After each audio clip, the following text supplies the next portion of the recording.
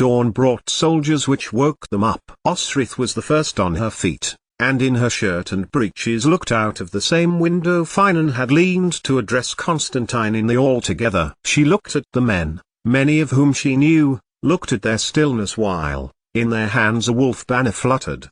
Bibbenberg had come to Beric, and with it, the young, Norse commander, Berg. "The Lord of Bibbenberg sends you greetings," Berg called up to her. "Yield to his protection and he will defend Beric from any ravages that will come your way." "My brother said that?" Osrith asked, calling out of the window. Behind her, Finan moved in bed.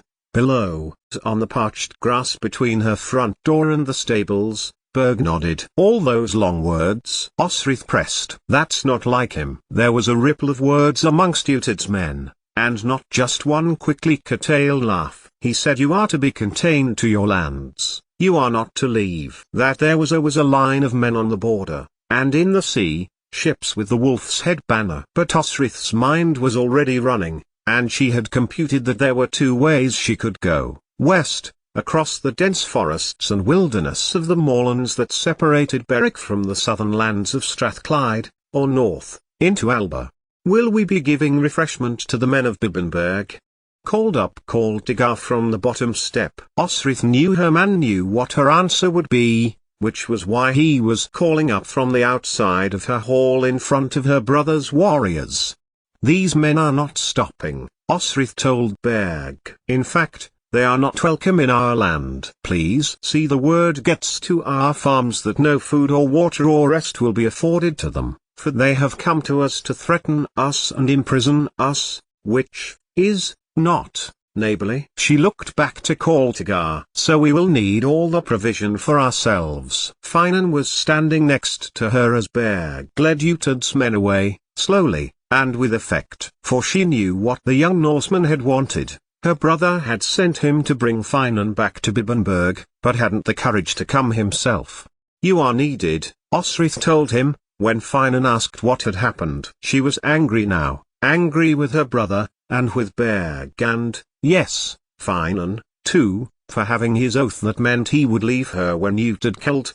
"What's her name?" Osrith asked, as Finan made to soothe her. She instantly saw the pain in his eyes, and hated herself for not caring. "Osrith, ye know?" He shook his head. "There is no name of anyone you are imagining." "I know a name." "Her name was Eadith," she told Finan. "Although she is dead, what is the name of the other?" Finan just stared at her. "All I want is for you to be with me, for longer, like it used to be," Osrith declared. "It never used to be anything," Finan told her, severely. "It was you making bad decision after bad division when you were in Mercia and Wessex and Alba. North, Osrith thought, or west, and she turned to dress in her boots and jerkin, finding her sword belt and beginning to fasten it up. Finan stepped to her and threw it with force onto the floor. "And you who will never leave Utid's side, not for a minute," Osrith shot back. "Do believe you are more married to him than you are to me." Finan laughed,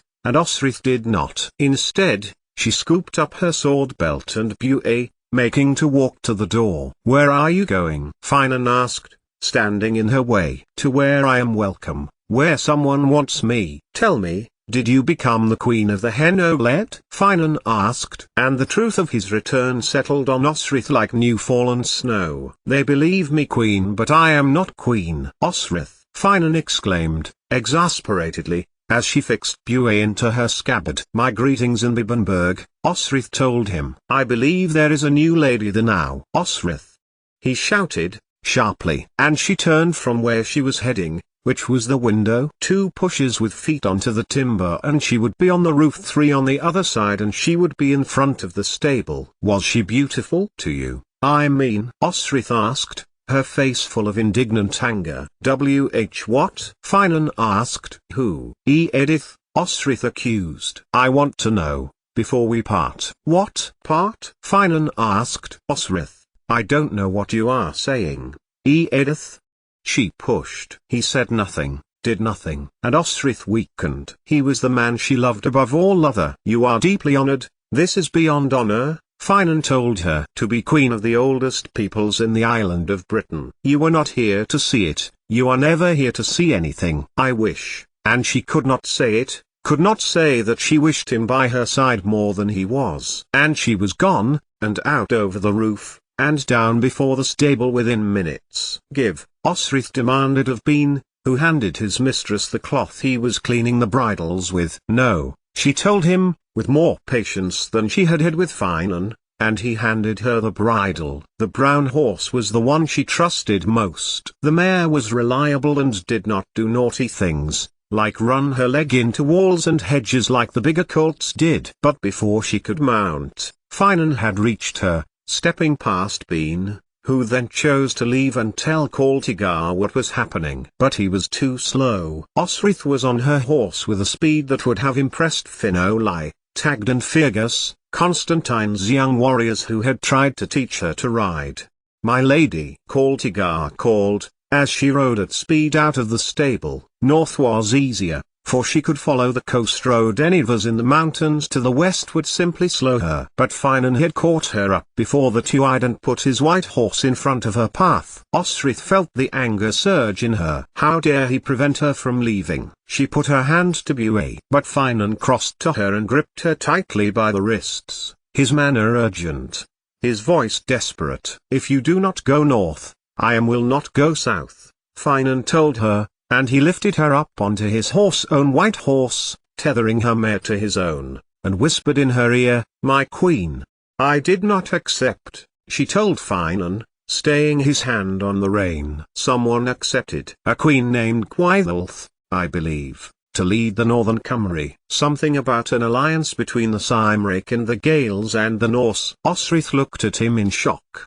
"Did young Finan tell you?" "Our son?" Finan asked. "Why would he was there when Edra married Anlaf." "Was he now?" "Utad told me he was on a mission, with his—" He broke off. "With Utad's elder son, Timon," Osrith told him. "Ellen Vanin." But Bishop Oswald would have been denied entry by the Norse, so remained in Seaster. "No, it was not young Finan," he told her. "But Ethelistan knows." "I would expect no less," Osrith replied. He was hers again, like he had never not been. Osrith moved her hand on the bridle, but Finan put his hands over hers. "She's dead," Finan told her. "Edith." He glanced north. "Were you going to Constantine, or Domhnall?" "My love is kin love," Osrith told him. "Nothing more, nothing less. It always has been. And I am aware that Edith is dead." "That's not what I'm asking you." Osrith glanced south. "More than my brother, who would bring another woman back to Bibbenberg." "She's dead,